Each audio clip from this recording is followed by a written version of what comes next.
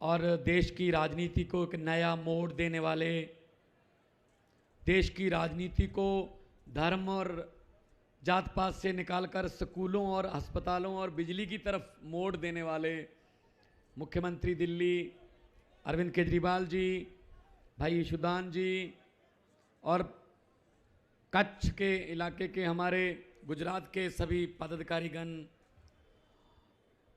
सबसे पहले जितने भी लोग, माँ बहन, नौजवान, बुजुर्ग, जितने कदम भी आप चल कर आए हो, एक एक कदम आपका हमारे सर माथे पर। सबसे पहले सबको नमस्कार, सत श्री अकाल, वाहिगुरु जी का खालसा, वाहिगुरु जी की फतेह। मैंने कच्छ के बारे में सुना था कि यहां के लोग इनकलाबी हैं और कच्छ वाले जो फैसला कर देते हैं पूरा गुजरात वही फैसला करता है। मैंने सुना था ये मैंने सुना था, लेकिन आज मैंने अपनी आंखों से देख लिया कि वाकई, क्योंकि वही नारे लग रहे हैं, जय जवान जय किसान, इनकलाब जिंदाबाद, वही नारे लग रहे हैं जो पंजाब में लगते थे, जो आज भी लगते हैं। तो ये इसका मतलब हमारी समस्याएं भी वही हैं जो पूरे देश की हैं, महंगाई, गरीबी, बेरोजगारी। क्या करें? अभी भगत सिंह का जन्मदिन था परसों 28 तारीख को, शहीद आजम भगत सिंह का जन्मदिन था। भगत सिंह जी को कभी यह चिंता नहीं थी कि आजादी कैसे आएगी। वो बेफिक्र थे इस मामले में, आजादी तो आएगी ही आएगी, लेकिन चिंता इस बात की थी आजादी के बाद देश कौन से हाथों में जाएगा। और उनकी ये चिंता बिल्कुल सही थी। कौन से हाथों में चला गया? 75वीं वर्षगांठ मना रहे हैं हम, 75वीं आजादी की। मैं आपसे पूछना चाहता हूं, कच्छ वालों से, आपके घर में आजादी पहुंच गई? नहीं पहुंची ना, क्योंकि वो आजादी सिर्फ इनके महलों में और लाल बत्ती वाली गाड़ियों में रह गई। बस उस आजादी को घर घर पहुंचाने का जो मकसद, जो टीचा, जो लड़ाई आम आदमी पार्टी अरविंद केजरीवाल जी की अगुवाई में लड़ रही है, उसी के सिलसिले में हम यहां पर आए हैं। और हमें आने नहीं देते। हम कोई होटल बुक करते हैं, होटल वाले को कह देते हैं यहां नहीं ठहर सकते ये। हम कोई मैरिज पैलेस बुक करते हैं, हॉल बुक करते हैं, उसके मालिक को डरा लेते हैं। ये तो धन्यवाद हो उन लोगों का जिन्होंने यहां बाजार लगता था आज ये दे दिया ग्राउंड, वरना हद है, वरना हमें काम ही नहीं करने देते। भाई तुम अपना प्रोग्राम रखो, हम अपना रखेंगे। ये हमसे नहीं डरते, हमारी कोई औकात नहीं, हम तो छोटे लोग हैं, आप जैसे लोग हैं। ये हमसे नहीं डरते, ये केजरीवाल से नहीं डरते। जो इतनी भारी संख्या में आप लोग आ गए ना, ये आपसे डरते हैं। उन्होंने, बीजेपी वालों ने इतना कट करना हो, लगभग 10-15 करोड़ का खर्चा आएगा। पहले बसों में लाओ, फिर छोड़ के आओ, रास्ते में खाना भी खिलाओ, फिर तालियां बजवाओ, फिर इधर वाले इधर बिठाओ। जब उनको बोल दिया कि 15 मिनट हो गए, अब करना है मोदी मोदी लिखाओ। हद है यार, हद है यार। बहुत काम करना पड़ता उनको। हमारे यहां कुछ नहीं करना पड़ता, अरविंद केजरीवाल का नाम लेना पड़ता, लोग अपने आप आ जाते हैं बस। क्योंकि हम बात करते हैं स्कूलों की, हम बात करते हैं अस्पतालों की, हम बात करते हैं बिजली की, हम बात करते हैं सड़कों की, ये बात करते हैं धर्म की, ये बात करते हैं जात पात की। तो दिल्ली में क्या हुआ फिर? 2 बार दिल्ली में हारे। बहुत धर्म की बातें की, लेकिन दिल्ली वालों ने कहा नहीं, हमें केजरीवाल के स्कूल अच्छे हैं, हमें अस्पताल अच्छे मिल रहे हैं, हमें इलाज अच्छा मिल रहा है, हमें बिजली अच्छी मिल रही है, हमें सब सहूलतें मिल रही हैं, हम तो केजरीवाल को वोट डालेंगे। 27 साल हो गए यार, मैं आप पर भी हैरान हूं। 27 साल हो गए, हर साल पेड़ भी अपने पत्ते बदल लेता, तुम बदलो यार इस बार तो। मुझे पता है पहले आपके पास कोई बदलाव नहीं था, ऑप्शन नहीं थी कोई।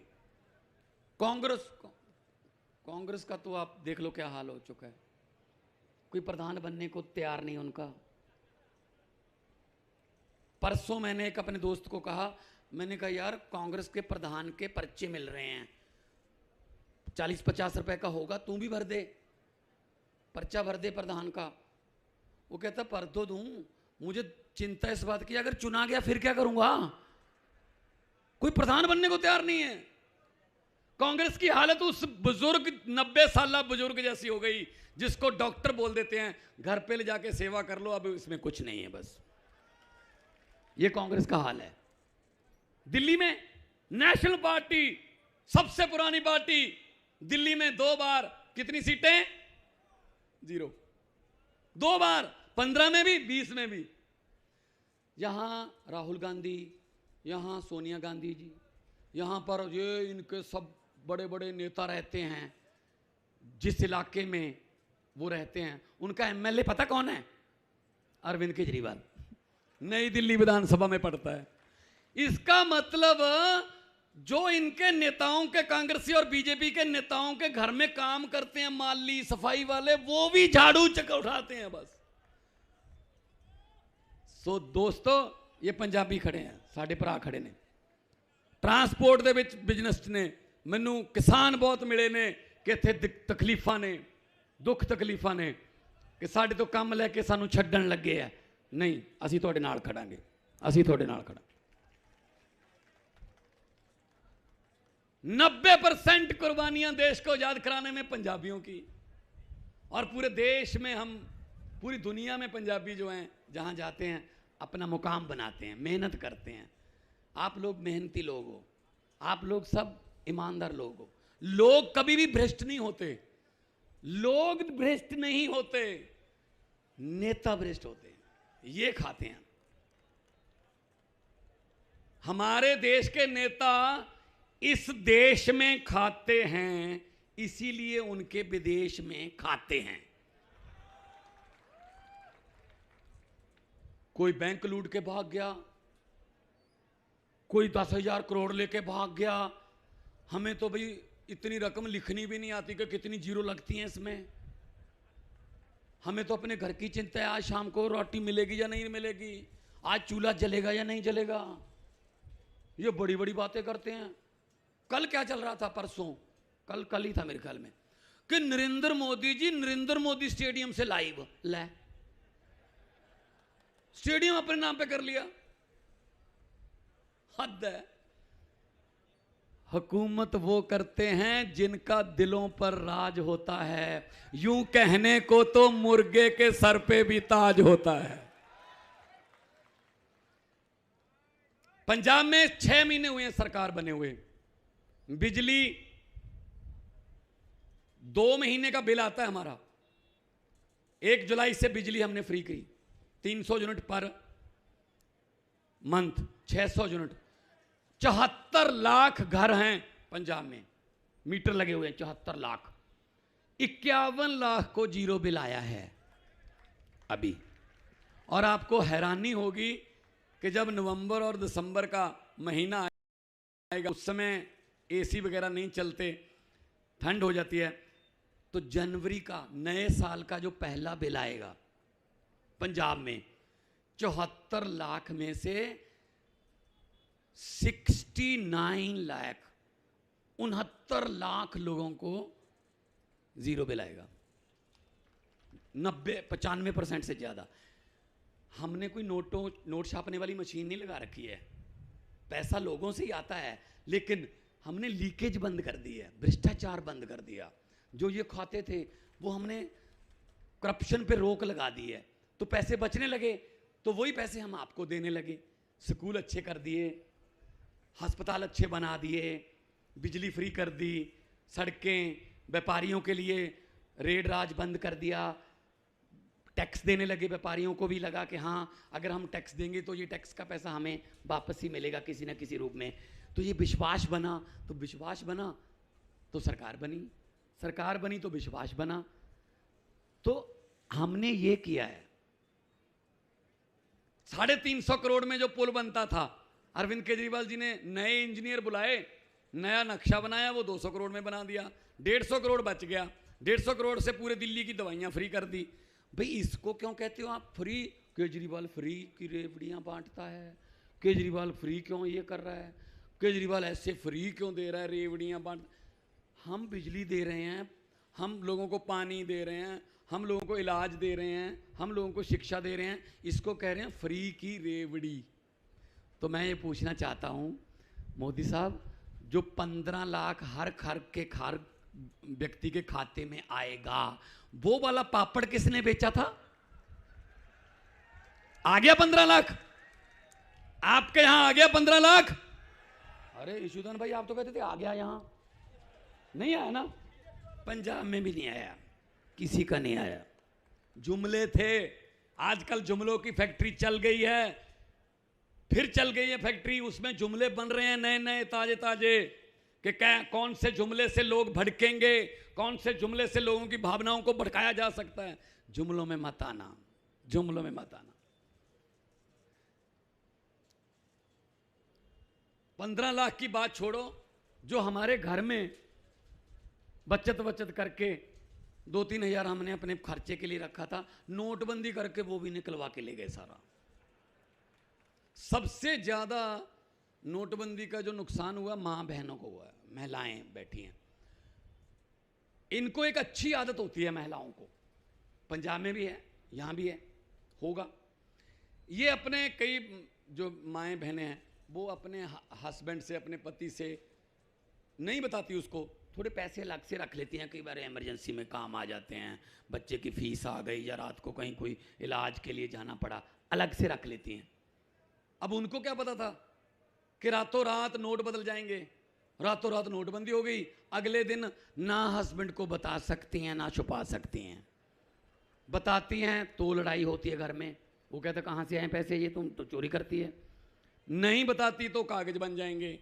मैंने पंजाब में ऐसी जनसभा में बोल दिया, जब बोलने के बाद मैं गाड़ी में बैठने लगा तो 2-3 माएँ बहनें आई, मेरे सर पे आशीर्वाद का हाथ रखा और कहा कि ये नोटबंदी वाली बात बिल्कुल सच्ची है बेटा, हम भी मायके से बदलवा के लाई हैं।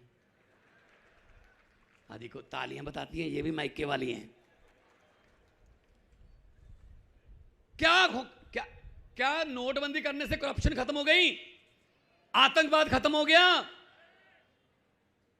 बल्कि इतने बड़े बड़े नोट बना दिए, पहले इतने जाते थे, अब इतने में चल जाता काम। क्या नोटबंदी करके क्या मिला? कौन लाइन में लगा? कोई आपने उद्योगपति लाइन में लगा देखा? कोई आपने कोई अमीर आदमी लाइन में लगा देखा? बैंक में कौन था लाइन में? आप लोग थे, ऑटो वाले थे, रिक्शे वाले थे, झुग्गी झोपड़ी वाले थे, किसान थे, लाइन में लगे हुए। 150 आदमी पूरे देश में लाइन में लगा, जो था बेहोश होके मर गए। 150 आदमी, हद है। तो उनकी जान की क्या कीमत होगी? तो मैं ये कहना चाहता हूं, देखिए मुझे पत्रकारों ने पूछा जी आपने दिल्ली में और पंजाब में ये कैसे कर दिया? मैंने कहा क्या? कहते जी आपने ये बीजेपी की आंधी जो कैसे रोक दी? मैंने कहा जी बीजेपी का चुनाव चिन्ह क्या है?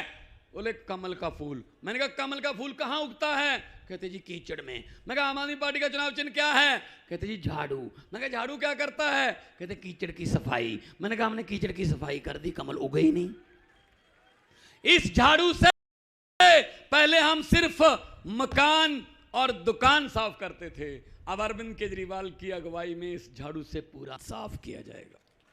राजनीतिक गंदगी उठा के बाहर फेंक देंगे।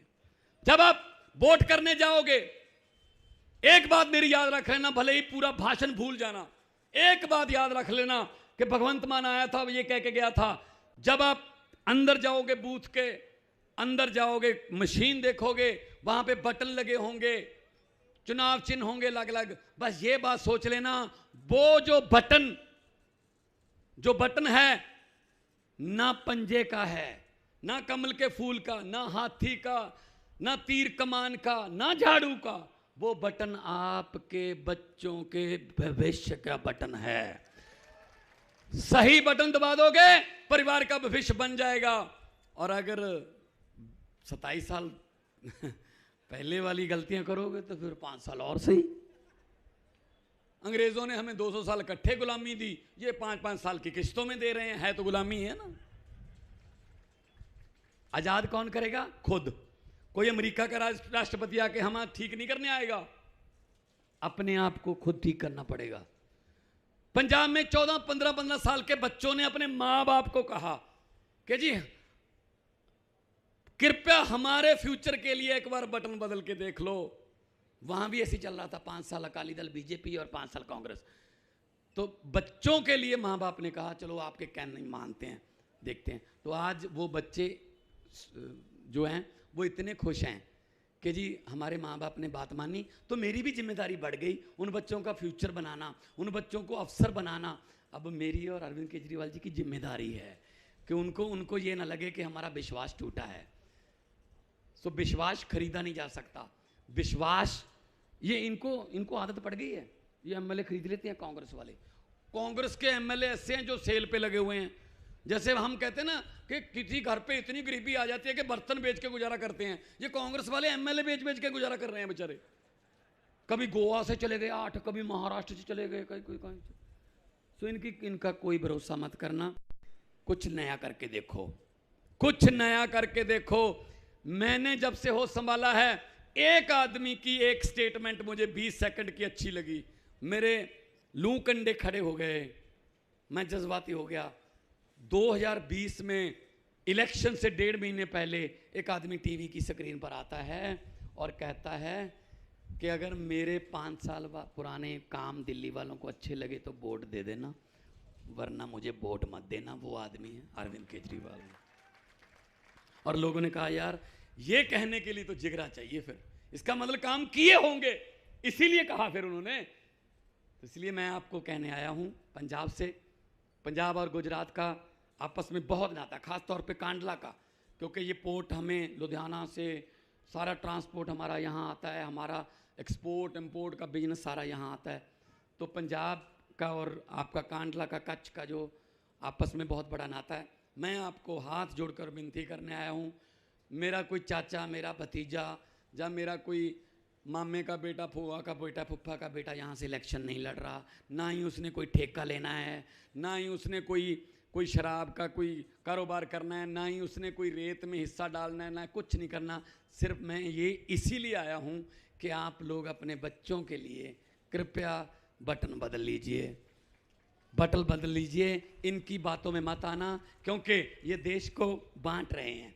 और मैं पार्लियामेंट में मैंने बोला था कि लंबे सफर को मीलों में मत बांटिए, लंबे सफर को मीलों में मत बांटिए, कौम को कबीलों में मत बांटिए। एक बहता दरिया है मेरा भारत देश, इसको नदियों और झीलों में मत बांटिए। दोनों हाथ ऊपर उठाकर भगत सिंह की आत्मा को शांति मिलेगी कि हैं कुछ लोग जिन्होंने अभी तक इनकलाब का नारा जिंदा रखा हुआ है। दोनों हाथ ऊपर उठाकर दो नारे, इनकलाब, इनकलाब, बोले सो निहाल। बहुत बहुत धन्यवाद, बहुत बहुत आपका शुक्रिया, इतने प्यार और संयम से मुझे आपने सुना, बहुत बहुत आपका धन्यवाद। और परमात्मा के आगे मैं अरदास करता हूँ आप लोग सब तरक्कियाँ करो, तंदुरुस्त रहो। बहुत बहुत